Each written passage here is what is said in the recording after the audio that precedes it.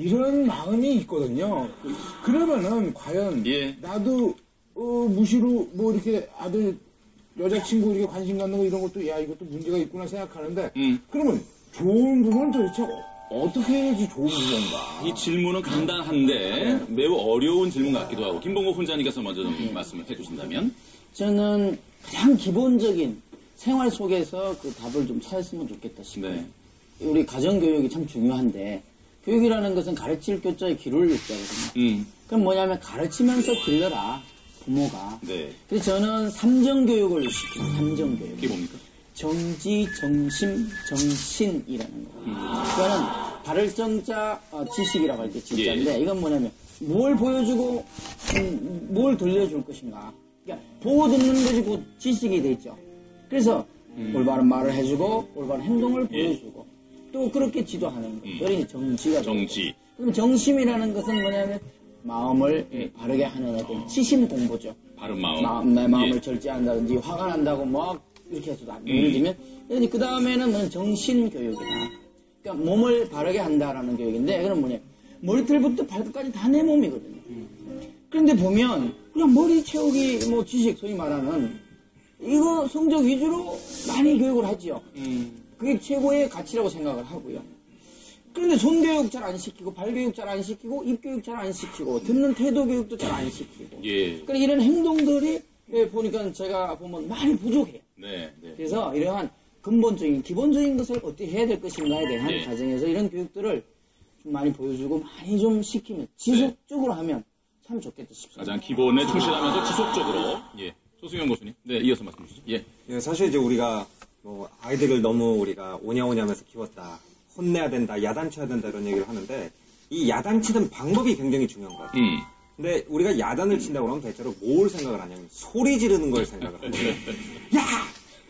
나한테 왜? 나한테 뭘 이러는데 왜? 그러니까 이렇게 나오는 거. 이렇게 나오는 거죠. 그죠? 근데 진짜 야단을 치는 것은 무엇이냐면은 그 아이가 내가 잘못한 걸 깨닫고 내가 잘못한 거에서 책임을 진다는 걸 인식해야 야단을 치는 거잖아요. 그래서 이제 우리가 선진국의 가정교육법을 갖다가 조금 연구를 해보고 배울 점이 있다면 이런 것 같아요. 어떤 식으로 이제 야단을 치냐? 그러면 예를 들어서 애가 밥을 안 먹어요. 그럼 한국 엄마도 어때요? 먹어! 엄마가 이거 얼마나 힘들겠는데? 그러면 이렇게 된단 말이죠? 그런데 제가 본 이제 선진국 엄마들은 이런 식으로 얘기를 하더라고요. 밥 먹어. 엄마가 그러면은 알았어. 진짜 먹지 마. 그러고 문을 닫아버려요. 그 다음에 아이가 와가지고 엄마 나 밥 줘 이러면은 엄마가 뭐라고 그러냐면 아까 안 먹는다 그랬잖아. 네 입으로 네가 안 먹는다고 한 말은 네가 책임을 져야 되니까 저녁 시간까지 무조건 기다려. 소리를 지르는 게 아니에요. 그냥 저녁까지 밥을 안 줘요. 그리고 냉장고를 열라 그러면 엄마 냉장고 왜 건드려? 이렇게 교육을 받으면 어떤 장점이 있냐면은 자 일단 사람은 감정적으로 소리 지르는 사람을 무시하게 돼 있어요. 그러니까 아이들이 엄마 욕을 한다는 건 뭐냐면은 엄마를 벌써 무시한다는 얘기거든요.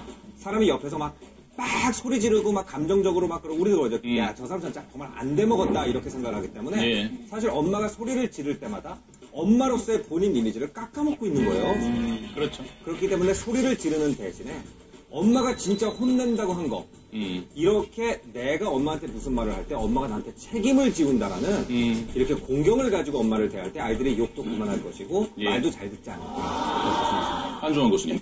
예, 사실 저는 몰랐어요. 제가 하면서도. 신랑이 옆에서 증언을 해주더라고요. 제가 신랑을 대할 때랑 딸아이를 대할 때랑 똑같은 상황에 반응이 너무 다르대요. 네, 제가 원래는 이렇게 욱하는 게 굉장히 심하거든요. 신랑한테는 아마 제가 여보 그리고 할 말을 다 하나 봐요. 근데 저희 아이가 얘기를 할 때는 제가 그걸 다 듣고 있대요. 그리고 나서 그래 이렇게. 그래서 신랑 표현에 의하면 나한테는 반응이 너무 즉각적인데 딸아이한테는 왜 늘 봄바람이에요. 그리고 나서 제가 생각을 해보니까 저만의 육아법은 아이가 얘기할 때 제 성격을 일단 누르고 일단 다 들어주고 그리고 항상 그래? 엄마도 그렇게 생각해. 엄마도 그런 적이 있었어라고 일단 동의 먼저 해주고 이게 어느새 저도 모르게 습관이 되면서 저희 딸아이가 그런 부분에서 엄마가 굉장히 욱하는 사람인 줄 알면서도 엄마는 세상에서 제일 좋아. 물론 무서울 땐 제일 무서워. 이렇게 말하게 된 것 같아요. 그래서 부모는 항상 그런 양면적인 모습을 적절하게 조율하도록 노력해야 하는 것 같습니다. 그리고 옛날 우리 조상님들이 이런 말씀을 하셨어요. 아이를 사랑으로 대하되 쓸데없이 귀하게 키우지 마라. 그 얘기가 막대하라는 뜻이 아닌 건 알고 계시죠? 그래서 아이들 키울 때 가장 주의해야 될 거, 저도 늘 제 마음속에 담고 사는 명언이 하나 있는데요. 아이를 양육할 때 반드시 필요한 건 지도와 편달이 아니랍니다.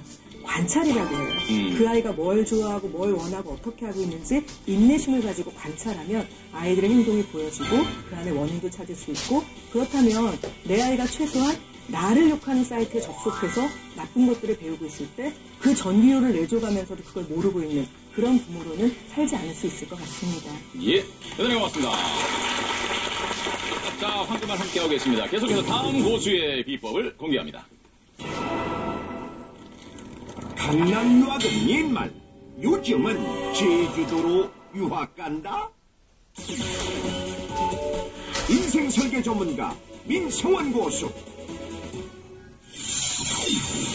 예, 세트가 바뀌었다는 말씀인 것 같은데. 네, 설명. 이 강남 유학은 옛날이고 요즘은 제주도 유학 간다는 게 무슨 말이냐면 초중학생들을 두는 학부모들이 강남 대치동에서 떠나가지고 제주도로 가는 거예요. 거기에는 제주 영어 교육도시 세계 이제 외국인 학교, 국제학교가 생겼는데 여기에 보면 영국, 캐나다, 그 다음에 그 미국에서 학교들이 왔는데 교육과정하고 선생님들이 거의 다 같이 왔어요.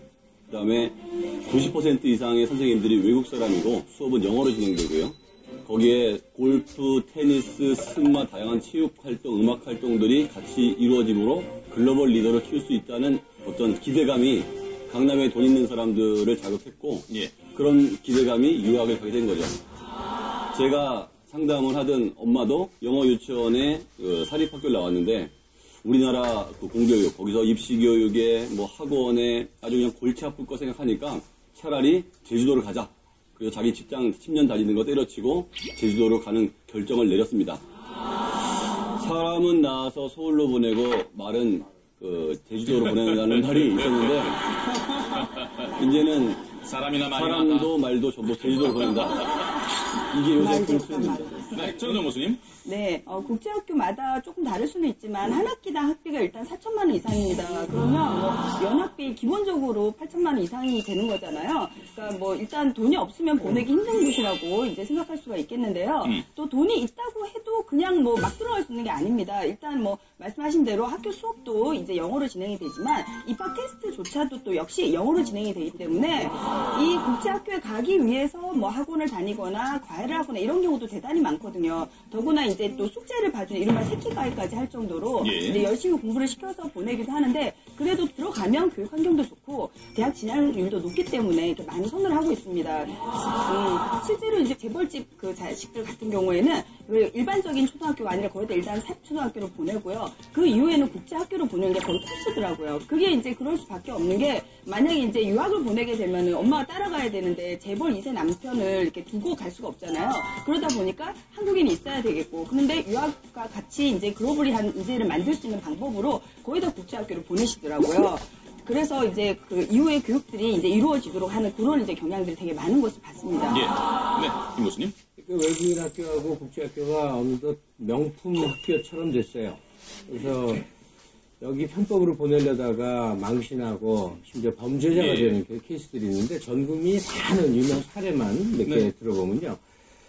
재벌가 며느리 유명한 전 아나운서 노현정 씨 같은 경우 외국인 학교에 두 아이 편법으로 넣어갖고 벌금형 받았습니다. 전두환 전 대통령 둘째 아들 전재영 씨 하고 결혼한 박상아 씨 이 경우도 경찰 조사를 받았죠. 이 방법으로 국제학교에 아이들을 넣는 과정이 있어서 굉장히 크게 무리를 빚은 바 있습니다. 네. 예, 이번 교수님. 사실 저는 이제 제주도 국제학교의 교장을 만나본 적이 있는데요. 국제학교가 이제 세 곳이 있는데 그 중에 영국계 국제학교가 있어요. 근데 저를 만나자고 한 이유가 뭐였냐면 한국의 대입제도가 너무 복잡하니까 이걸 좀 알기 쉽게 설명을 해달라는 거예요. 그걸 설명하느라고 거의 막 2시간 가까이 계속 앉아서 설명을 했는데 그러니까 이분들이 어떤 식으로 접근하냐면 거기는 진학을 위해서 컨설팅하는 전문 컨설턴트가 학교에 따로 있어요. 미국계 대학 진학을 위해서 미국계 컨설턴트가 있고 영국 대학 진학을 위한 영국계 컨설턴트가 있고 적지만 한국 학교로 진학하는 학생들도 있거든요. 그 학생들을 위한 또 한국계 컨설턴트가 있어요. 컨설턴트를 3명이나 쓰면서 학교에서 이제 진학에 대해서 지원을 해주니까 그리고 이제 중학교 이상이면 기숙사를 이용할 수 있으니까 학생들 생활관리도 상당 수준이 되는 거고 거기가 진짜 세계적인 최고 학벌을 이제 얻을 수 있는 굉장히 좋은 코스라고 생각을 하는 거죠. 예. 아우, 저는 오늘 방송 내내 앉아서 생각을 하니까 정말 머리가 시끄러워서 정말 애 빨리 낳아서 잘 키운 거 진짜 잘했다는 생각을 또 하는데요. 저희는 옷 잘 빨아입히고 도시락만 잘 싸줘서 보내면 되는데 요즘 엄마들은 별 희한한 것도 다 하더라고요. 요즘 엄마들이 제일 많이 유행하는 게 뭐 있어요? 돼지 엄마란 말은 많이 들어보셨죠? 그러니까 이를테면 한 7, 8명이 한 조를 이뤄서 이제 사교육을 이용하는데 그중에 이제 대표 매니저급 엄마가 이제 있는 거죠. 근데 그 돼지 엄마로 불리는 그 매니저급 엄마는 이제 7, 8명의 팀을 이제 관리하는 매니저인데 요즘은 1대1 개인 매니저를 붙이는 경우들이 점점 늘어요. 근데 이 개인 매니저에게 한 달 얼마를 주는지 아십니까? 적어도 500만 원. 근데 거기에 요구하는 어떤 그 내용이 단순히 학습 관리만이 아니에요. 아니 이제 정서적인 관리, 운동, 심지어 교우 관계, 그리고 이제 물론 학습 플랜까지 모두 이것을 철저하게 미리 다 계획하고 관리해 주는데 그 정도의 비용을 지출하는 이런 경우들이 지금 점점 늘고 있습니다. 박영호 교수님, 그 사교육 1번지 대치동에서 가장 인기 있는 상품이 뭔지 아세요? 인기 있는 상품이? 네. 물개즙. 물개즙. 아니, 애들을 물개를 네, 애들을 먹입니다. 이게. 정력자 아닙니까? 나는 50년 나이도 못 먹어봤는데. 이게 갑자기 명문대 들어가게 해주는 약으로 등갑이 돼가지고요. 지금 아주 비싼 값에 팔리고 있는데. 어느 정도냐면 캐나다에서 보통 물개를 이제 가죽, 고기, 기름 이렇게 나눠서 팔거든요. 수출하는 그 고기의 80%가 우리나라거든요.